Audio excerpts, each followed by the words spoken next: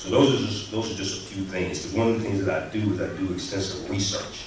So anything that comes across, I'm going to research the history of it, the pre-existence of it. I'm going to determine the authenticity of it. And then lastly, when we look at Frederick Douglass and Frederick Douglass's narrative, it's called The Narrative of the Life of Frederick Douglass. When we talk about methodologies that were utilized to control the slaves, Frederick Douglass says, quote, "It was deemed a disgrace not to get drunk at Christmas, and he was regarded as lazy indeed who had not provided himself with the necessary means during the year to get whiskey enough to last him through Christmas. From what I know of the effects of these holidays upon the slave, I believe them to be the most effective means in the hands of the slaveholder in keeping down the spirit of insurrection. Were the slaveholders at once to be abandoned, were the slaveholders at once to abandon this practice, I have not the slightest doubt it would lead to an immediate insurrection among the slaves. The holidays are part and parcel of the gross fraud, wrong, and inhumanity of slavery." And he talked about how a lot of slaves were forced to get drunk during slavery to keep insurrections down, things like that, because they had the time off from work. Okay, so you want to keep them subdued. All right, so those are just a few things there dealing with analyzing the letter. Now, one thing that Professor Manu and Pim points out is that a couple of things here. Number one, the person who wrote it, he wouldn't tell me the person's name. He said he tracked it down. He was able to put together a profile. He figured it was somebody in their 20s or 30s, somebody who had probably minored in black studies, has some general knowledge of it, but didn't understand some other aspects of colonial life. Because, let me give you an example. Back at that time, 1712, it was not the United States. It was, you had the 13 colonies, okay? Yet he refers to the South. It was not referred to as the South then. You did not have North and South U.S. You had the colonies, okay? That's another example there. But what he said, the person, what he was trying to do was to show us how we are acting like slaves, how we're exhibiting this behavior, and how we ultimately have the control to change our conditions, okay? And if you look at this, took place in 1712, if 300 years is the expiration date of this behavior, and you're talking about 1912, okay? So what the guy was trying to do is really help us, but what Professor Manu and Pim points out, and what I also adhere to as well, is we can't be sidetracked by myths. We can't be sidetracked by false distractions. We have to really focus on what the actual problem is and the real root of the problem. Because if you're focusing on a false impetus or false origin of the problem, then you're going to address that and not correct the actual problem at hand, right? So he points out in the book, The Peculiar Institution by Kenneth Stamp, came out in 1956. This book uses historical records to outline the 5 rules for making a slave. And number 1, you have maintain strict discipline. Number 2, instill belief of personal inferiority. Number 3, develop awe of master's power, instill fear. Number 4, set master's standards of, quote, good conduct, end quote. And number 5, develop a habit of perfect dependence. Okay, which means keeping the slave totally dependent. I will just repeat what you said. Oh yeah. Number 5, develop a habit of perfect dependence. So keeping slaves totally dependent on Europeans, on the slave master. I would add number 6, keep them ignorant, because there was a reason why it was illegal for slaves to read. In one of the debates about letting them have Christianity was that if, number 1, if you let them have Christianity, you make them Christians, then they're going to be our brothers in Christ, and they're going to be equal to us. So now we're going to have to treat them like humans. Okay, if they learn Christianity, the next thing they're going to want to do is learn how to read.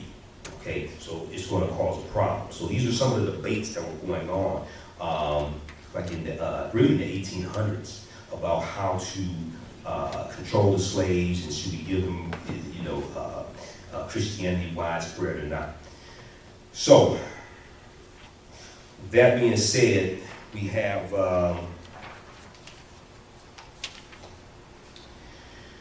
some of the topics for today, dealing with family structure.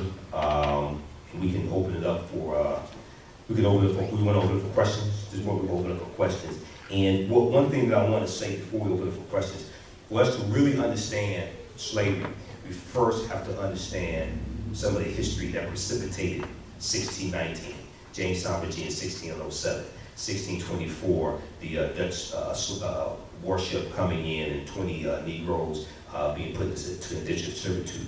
We have to study some of the history that precipitates that. Now, I'm not going to really go into that history unless those questions arise you want me to.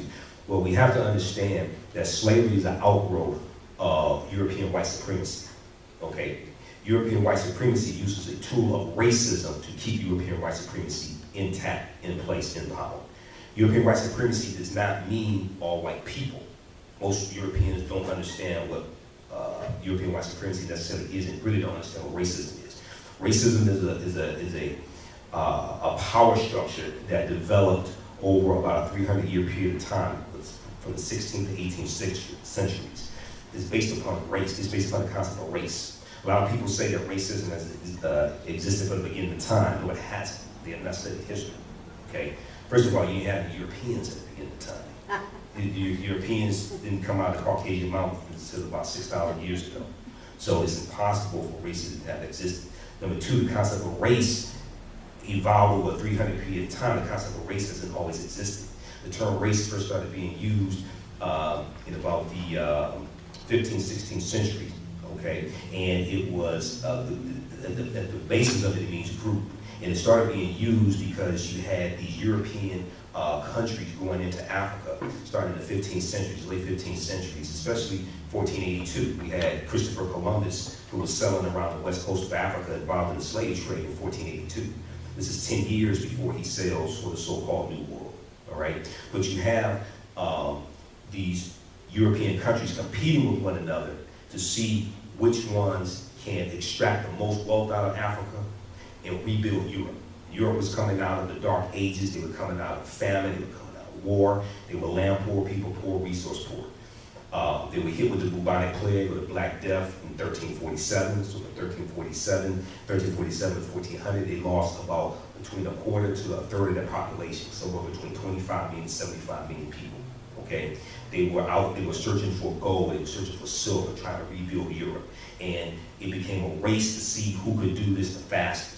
And then what happened is that you had the same way that botanists started to stratify the plants and classify the plants based upon certain characteristics. People started doing that with the so-called races, because there's really only one race, the human race. Okay, the concept of race is a myth, but people believe it because Europeans control the wealth, they're in power. So it's, the golden rule: he who has the most gold makes the rules. All right, so you start having the people being classified as Europeans travel around the world and start seeing different people around the world. They start being classified based upon characteristics. And after Europeans extract a large amount of the wealth out of Africa, they put themselves at the top. It's Caucasian, then you have Mongoloids or the Asians, and then you have Negroes at the bottom, all right? Then in 1859, you have Charles Darwin, who comes out with his book, Origin of the Species, and that really solidifies the concept of race, all right? But that's something that really only evolved in the last 300 years, but that helps to European white supremacy and Europeans trying to be dominant caused the need for racism to be created, okay? And basically what racism is, many people misunderstand it, and when somebody talks about racism, one of the first things I ask them to do is please define for me what racism is from a historical point of view. Most people can't do it. Racism is a power structure where one race of people in a society control the majority of the wealth, power, resources, and they use that wealth, power, resources to marginalize, do harm to, and subjugate other races, okay? 87% of the wealth in America is locked in as intergenerational wealth, basically controlled by Europeans. African Americans control less than 1/2 or 1% of the wealth in America. We don't have enough wealth to do harm to anybody, We don't have enough wealth to be racist to anybody. Now, we can be bigots, okay? Bigotry, and people say, well, you have Oprah Winfrey and Bill Cosby and President Barack Obama. Once again, racism is group to group. The basis of racism is race. That is a group concept. It's not individual, okay? You can talk about discrimination, okay? Discrimination happens in housing, discrimination happens in jobs, but that's not racism. Racism is a power structure that goes deep. You look at the doctrine of exclusion in 1638 in the colony of Maryland. That helps to lay the foundation of racism in this country. The doctrine of it, if that stops, just wave your hand and let me know. Okay. Okay. The doctrine of exclusion states that black people should be relegated to a non-compensated, non-competitive managed workforce for the express comfortability of white society. Okay. Originally, it stated that black people should never be permitted to enjoy the fruits of white society. That was the colony of Maryland in 1638.